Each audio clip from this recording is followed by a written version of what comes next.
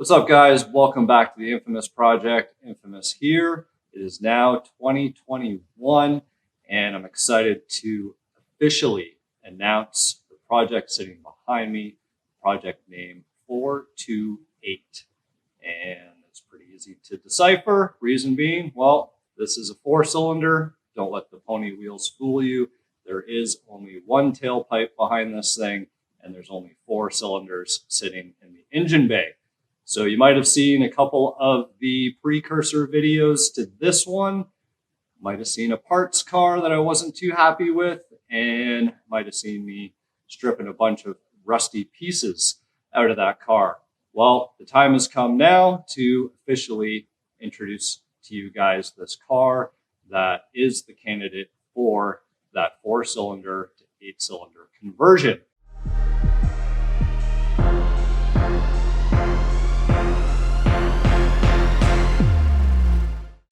Now, you guys did see the previous videos. You would have seen that motor that came, well, kind of in bits. It was a long block. It was clean, but it just had the intake manifold sitting on the top as well as the valve covers, but there was no accessories, no fuel rails, no sensors, no nothing, which would have made a project such as this one extremely challenging to try and source out things like little bolts that you need, and brackets, all those accessories, intake tubes, so on and so forth. So I was very fortunate to have the opportunity to get this extremely clean. And I'm so impressed with this motor. They're very hard to come by like this these days, because this thing only has about 60K original miles on it, 100,000 kilometers for those of you on the metric system. And man, I'm going to show you this thing in a minute. So let me now introduce you to this 1991 4-cylinder automatic, titanium silver on blue interior, and 83,000 original miles.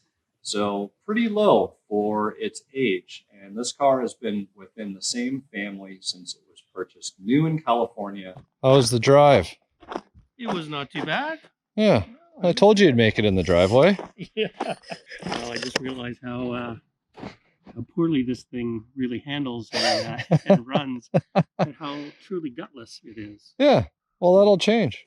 I'm looking forward to a change. Near and dear to my heart. It's been in the family for 30 years. It actually came from California. My uncle, he was a military man, and he bought this in '91. He was living in Yucca Valley at the time. And yeah, he got a 4-cylinder because it was a long drive to some of his cancer treatments. So I knew that he always wanted to have an 8-cylinder in this car. And so that's what I'm trying to do now. The car was passed on to my mom. And then after my mom passed this last August, then it's gone to my daughter and I. And so we want to make sure we treat it well. So there's a whole surprise element that's going to happen for this car. That's right. In England right now, and she's on a work visa for about 2 years. And so I'd like to get some work done on this and surprise her when she gets back. She's starting in on her career, and she'll need a nice set of wheels to get her to and from her work. And so when she returns, we hope to have a good surprise for her waiting.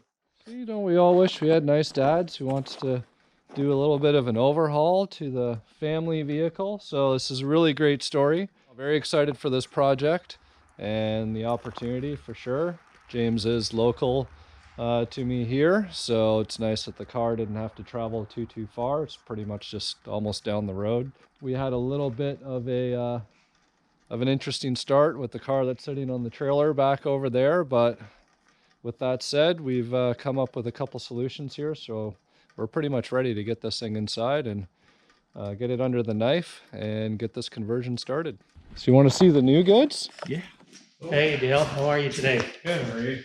I'm well. And just looking at the oil pan, like this is, you said that there was 100,000 kilometers on it. I'd probably believe that, just because things like these factory headers look like they haven't been touched because even these factory cherry pickers. So this is literally so that what they used in the factory to set the motors in. Okay. Right. So usually if anything's happened here, people take these off and they never go back on. But usually these are all scabbed right up. Like even the block has paint on it still. Oh, wow. Okay. So it's super, super clean. The only thing that I noticed, there's a hole in the valve cover here and this is cracked. So either something fell on it. Not sure what, but I'll pull this off. I have another valve cover, so it's not a big deal. And I have another throttle body as well. So I'll just make sure that this chunk of metal isn't sitting down on the top of the head, right? Yeah. But other than that, like, it's all here. So now we have, you know, some coolant hoses or vacuum line hookups. The engine harness is here, you know, like this is like the EGR. night and freaking day. No, and this is what we needed. So let's have a closer look at this pretty clean example of an original 4-cylinder coupe. Now, these 5-liter conversions on these cars have risen in popularity just because by looking for 4-cylinders, it opens up a whole other supply of potential cars to have a solid base and foundation to do your build on.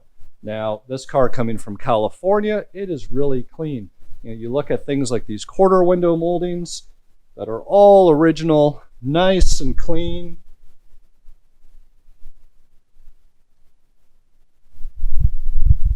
You know, you don't have to worry about the cars having been beaten on back of the day or the bodies being twisted.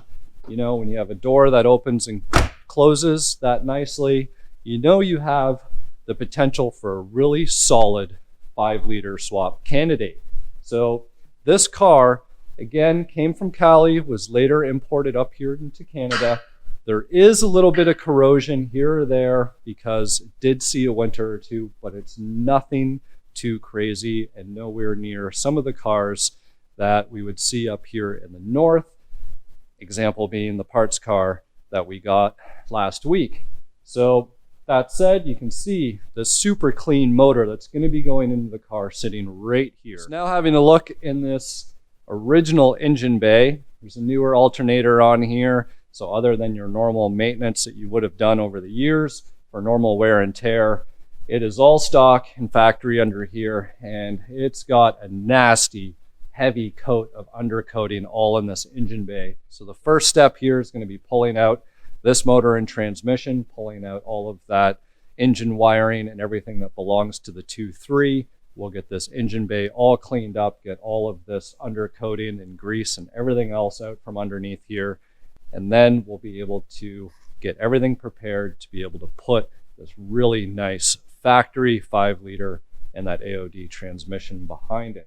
So James is actually building this car for his daughter, which is super cool. She's overseas right now, so when she comes back home, I'm sure she's going to be pleasantly surprised to have a car that has a lot more power and sound a whole lot better than it did the last time that she drove it. You guys might be wondering what's going to happen in terms of look and aesthetics.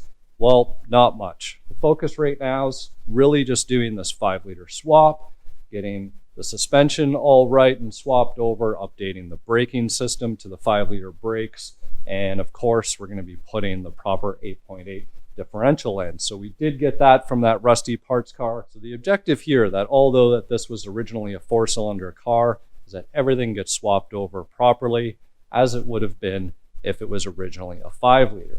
So outside appearance, we're not going to see much. It might end up sitting a little bit lower. You're going to see 2 tailpipes come out of the back and new 6-piece headlight kit, which actually it's not new. He had supplied me with a set of pretty good OEM Ford headlights. I'm going to go ahead and get them all cleaned up, sanded down, get all the yellowness off them, and then I'm going to clear coat them so that they look like new. And it's also going to get a new front bumper cover. As you can see, there's quite a bit of damage to the lower portion on this one, and I've actually already fully prepped another front bumper cover. It's sitting now in primer, and then I'll be able to get that sprayed when I touch up everything underneath the engine bay here. So the front end of the car is going to look a whole lot better. So this guy managed to get all the scrapes and dings and everything out of it, so it's all primed up now. Looks really good, Chris. And when this hood is popped after the swap is complete, it's going to look really nice in there. The pony wheels will stay on the car, and that's about it for the outside. He does have plans of getting the whole car painted, although his budget right now is just focusing on the 5-liter swap. Now the interior of this thing, factory blue, LX cloth, nothing too fancy. It's all original in here. But you know what? I gotta say, if you haven't seen in my other videos, I actually really like the blue interior. Now with the exception, the thing that drives me nuts the most, saggy map pockets that are just sitting here, potentially getting destroyed. So you know what? I'm gonna go ahead and fix these up right now. So this poor map pocket has probably spent a lot of its life down here on the bottom, wedged between the door and the weather stripping seal. So I'm gonna go ahead and use a heat gun, warm up the vinyl a little bit. Hopefully it'll loosen it up. And voila, sag-free map pockets.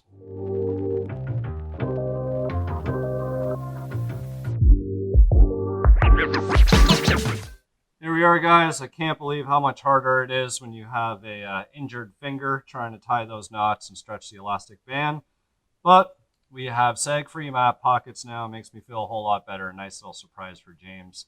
Because stuff like this, you just got to do it. You can't let somebody be going around with such a nice clean interior like this one. Save the blue interiors, guys. It's really important. There you have it, guys. Little introduction to the 1991 4-8 conversion project. Pretty excited about this one. I think it's really relevant this day and age. You know, like I said, the rise of popularity of being able to find a clean 4-cylinder car and convert that to the 5-liter of your dreams.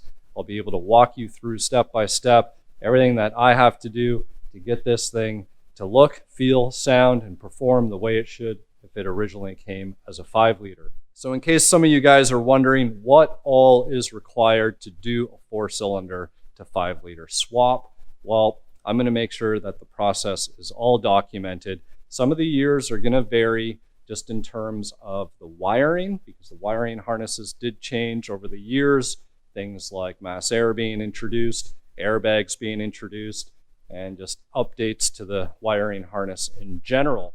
The other thing that's going to differ in the conversion is your transmission choice, whether the car was originally a 5-speed or an automatic, or maybe you're going to be changing or swapping. Things are a little bit different in terms of the computer that you're going to be running, maybe the cross member, your drive shaft, a couple other little components. And there's certain things that you may or may not want to change. The reality is that although the suspension and the brakes are different in a 4-cylinder, same with the rear end, you actually don't need to change them. It's just kind of recommended and suggested that you do. Things like the brake booster that's wedged down there in the firewall is significantly smaller for those 4-cylinder brakes. So we're going to be changing that booster out to make sure that it has the 5-liter one. We're going to be changing the calipers over. There's going to be new shocks and struts that are going to be 5-liter spec, if not better, put in here. The only thing that we're going to be opting to not change in the beginning are the actual springs. So with that said, let's not waste any more time. Get this car moved into the bay here. We're going to start stripping this thing down, get that old anemic 2.3 motor out. And believe it or not, these motors are actually rising up in popularity. I already have this motor sold, so that will be a nice little bit of funding to be able to put back into the project for the owner. And let's not waste any more time, guys. Let's get this thing started.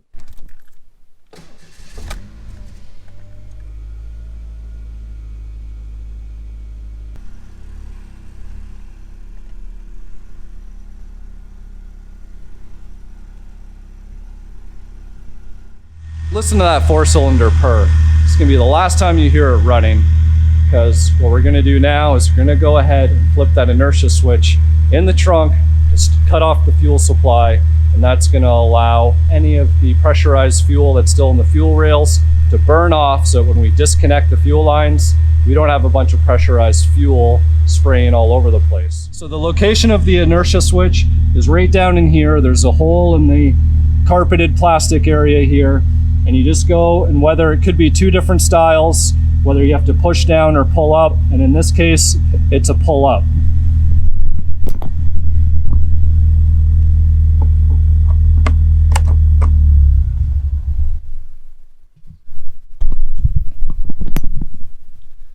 So there you have it, folks. The car is stalled out. It is no longer running. It burnt out any of the fuel, or pressurized fuel, I should say, that remained in the line.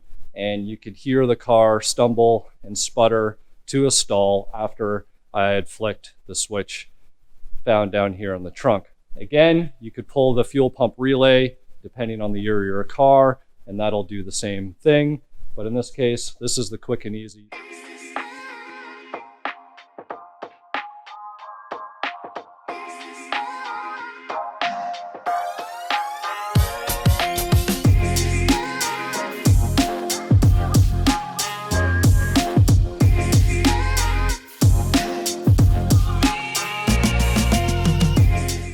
Now it's time to focus on things underneath. Got to get some of the exhaust off, disconnect the drive shaft, and most importantly, get the motor mounts, transmission mounts, so we can pull all this stuff out. But if we take a look underneath here, despite it being a little bit undercoated and greasy looking, it's actually super, super clean. So the exhaust looks kind of crusty here.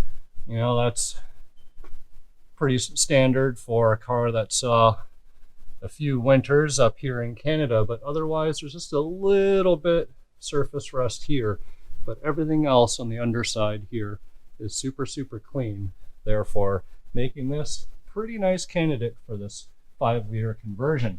So what we're going to do now is disconnect this exhaust, and we're going to pull out the factory drive shaft here.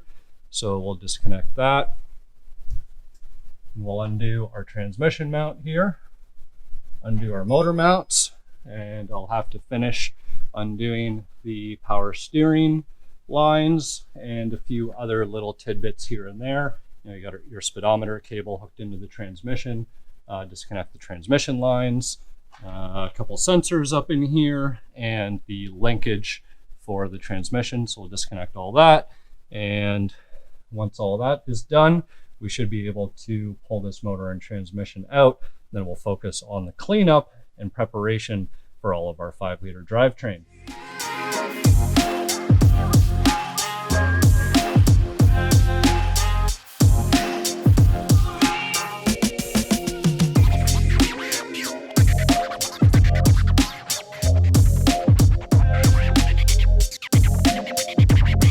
So the drive shaft has been removed. We pulled the pan on the bottom of the transmission. We drained all the fluid out of it just because the motor and the transmission are staying attached. So we just want to limit as much or mitigate as much fluid to come out as possible. All the transmission mounts are loose here. So there's one main bolt here on the cross member. I've already loosened off the bolts on the side. All the linkage for the transmission's all disconnected underneath. All of the wiring clips. And moving along forward, transmission lines are disconnected. The starter's been removed. The cable that goes to the starter and everything has been disconnected. Our motor mounts have been disconnected at the main K-member bolts there, and disconnected the power steering lines from the pump and let that drain out. What that allows us to do is just to pull the whole motor out complete with the accessories and the belt and everything else on. So the coolant lines are just kind of wrapped around the motor up there. The AC, the main lines, were disconnected right off the compressor. So the compressor and everything is going to come out all in one pull. So the next course of action now is to put the car down, just double check, make sure all of the wiring connectors up top and everything is disconnected. And from there, that'll allow us to hook up the chain on the cherry picker here and go ahead and yank this thing out. That's for the camera. No, because you never put them in anyways. You always have to say, we're like the Muppets. We're like the two guys in the balcony. Waldorf and what's the other guy's name? You know? Strategy for I can't remember their names. I don't know. What is your strategy?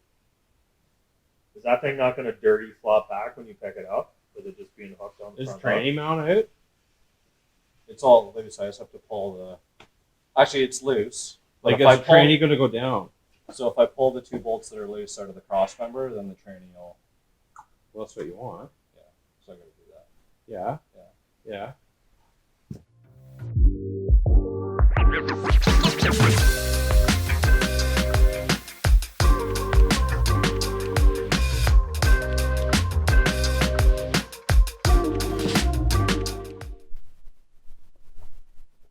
Oh, nothing better than rewarding yourself with a nice cold beer after accomplishing your task for the day. What makes it even better is that it's Friday night, so good way to close out the week and make some really good progress. As you can see here, sitting down on the floor behind me is the original 4-cylinder motor, and the transmission still attached. Came out pretty much with ease. I'm not gonna lie, guys, I actually forgot one pretty crucial thing. I had normal 5-liter mentality, and the motor mounting plates for the 4-cylinder are actually bolted to the K-member, not like a normal 5-liter motor is. So if we actually look down in here, you can see there's actually a bolt here, which is holding that bracket here that the 4-cylinder motor mounts connect to. So I had just undone the traditional 15/16 nuts from these bolts right here, and I kept trying to lift up the motor and it wouldn't come. The whole car was lifting up. So finally I just took the bolts out of these holes here and everything came out with ease. Gonna get all of this ugly undercoating out of the bay, but first we need to remove all of that 4-cylinder wiring harness. So all of this here is all gonna come out, and we'll be disconnecting these AC lines off here because they are different for the 5-liter application. So all that wiring across the back of the firewall there will come off, and then I'll be pulling off the starter solenoid and that wiring, the battery tray, all of those things, so that the whole bay can get pressure washed and degreased and cleaned and looking a lot better than this, because we want to make sure that this thing is well presentable when we're investing all the time and efforts to do the swap.